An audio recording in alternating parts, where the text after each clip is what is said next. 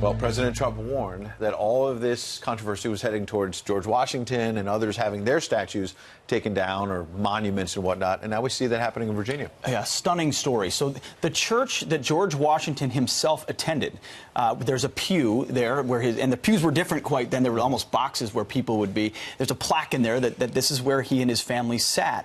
Well, Christ Church in Virginia is now taking issue with it and saying the plaque must come down in George Washington's own church. Here's what Christ Church said in a statement.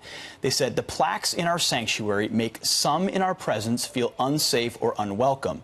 Some visitors and guests who worship with us choose not to return. Many in our congregation feel a strong need for the church to stand clearly on the side of all are welcome, no exceptions." This is a church that George Washington attended for up to 20 years. I've been there. It's a beautiful church. It's incredibly historic. And basically what they're saying is because George Washington once owned slaves, he no longer should be revered, and he's unacceptable. You know, he makes people feel unwelcome.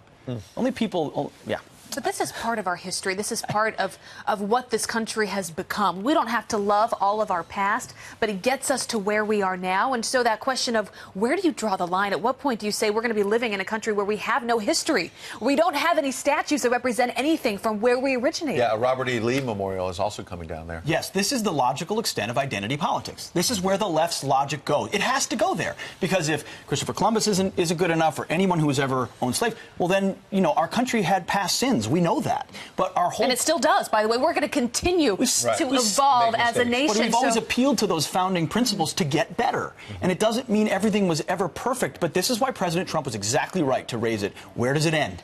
They're going for Jefferson, they're going for Washington, they're going for America, ultimately, as a racist country that has to be deconstructed. I mean, that's why when people hear fundamental transformation of America by Barack Obama for 8 years, they wonder, what does that really mean? Does it mean turning away from our past? And when you erase your past, then you can't even learn from it. Well, that's why initially when people started saying, well, maybe the Washington Monument will come down at some point. No way. Well, hang on a second. The pew that George Washington worshipped in is now, that's now a problem. So yeah, we just need to be careful when we have this conversation and be reminded of the history of this country and where we all came from. What do you think? Friends at FoxNews.com. Tweet at us as well. And what do you think's next? Is it the Washington Monument? Is it the Jefferson Memorial?